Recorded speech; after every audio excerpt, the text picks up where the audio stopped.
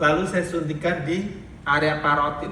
Karena di sana ada banyak sekali ligamen yang bisa memberikan tarikan dan juga mengisi kekosongan di sana. Saya suntikan juga 0,5 cc. Lalu saya suntikan di area bawah, di angulus mandibula dan di mandibular line bagian belakang. Saya suntikan masing-masing setengah cc. Jadi total 1 cc. Maka pasien ini saya suntikan 2,5 cc hanya untuk lateral supportnya. Dan kalau tadi dokter ingat, pasien ini 37 tahun, tapi elastisitas kulitnya masih baik, dan pasien ini masih kelihatan relatif kencang dibandingkan dengan orang-orang di usianya. Nah, kita lihat apa yang terjadi setelah penyuntikan. Kalau dokter perhatikan, kita hanya perhatikan di sisi sebelah kanan saja. Sebelah kanan artinya di sisi ini ya dok ya. Kalau kita lihat, mulai ada perbaikan. Meskipun saya tidak menyuntikan di poin yang dikeluhkan, di tear trough dan di nasolabial, tapi kita bisa melihat ada perbaikan di area tear trough-nya. Di area nasolabial juga ada sedikit perbaikan. Saya sudah usahakan gambar pasien ini sama besar dan sama tingginya, jadi saya sudah ukur. Ya, kalau kita lihat dari satu sisi ya, lebih jelas kita lihat ada perbaikan di area tear trough-nya yang paling menonjol. Kalau kita lihat secara dekat, dokter lihat ya, tear trough-nya menjadi lebih baik. Dia terlihat juga lebih terang karena dia tertarik ya. Karena pada awalnya kulitnya seperti sudah loose ya. Dan seolah-olah seperti ada terisi, padahal tidak diisi di area ini. Nah, jadi lateral support akan sangat membantu pada pasien-pasien yang sudah aging, karena dia akan ada stretch ke area lateral, sehingga memberikan kesan lebih mudah. Nah, lalu setelah saya suntikan, ini saya juga foto pada waktu ekspresi. Pada waktu ekspresi jauh lebih terlihat, karena ekspresinya jadi lebih soft. Kalau dokter lihat, pada waktu ekspresi, tonjolan di pipi sebelum relatif lebih menonjol atau lebih overreaksi dibandingkan pada waktu setelah disuntikan lateral support. Jadi pasien ini akan terlihat lebih soft ekspresinya. Sangat terlihat jelas adalah di senyumnya. Pada waktu dia tidak diberikan lateral support, maka ototnya akan bergerak lebih kuat, sehingga dia menarik sudut bibirnya lebih jauh.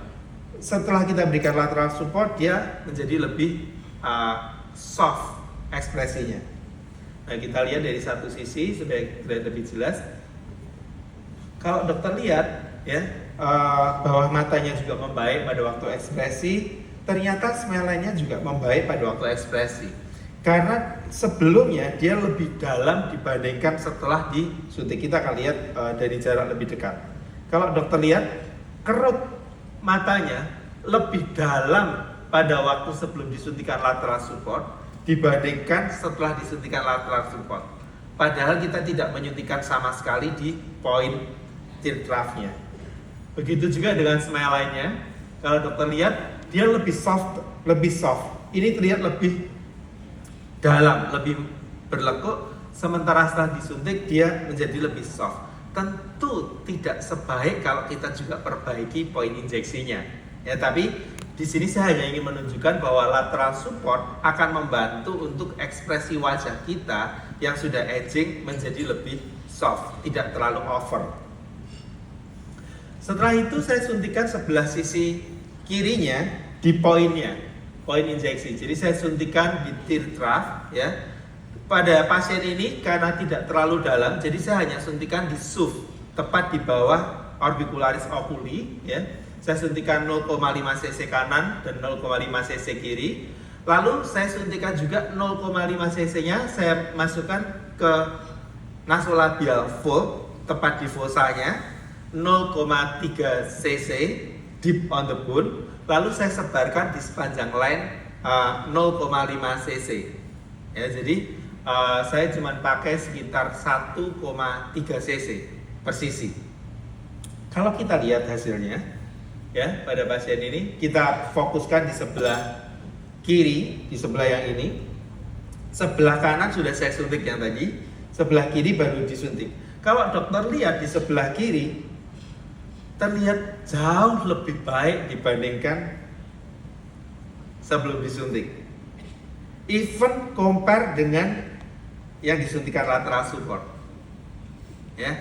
Jadi pada pasien-pasien dengan elastisitas kulit yang masih baik, dengan keadaan umur yang mungkin masih di bawah 30, di bawah 35 tahun, dengan elastisitas kulit yang baik, dengan penyuntikan langsung point injeksi, hasilnya akan lebih bagus daripada kita hanya menyuntikan lateral support.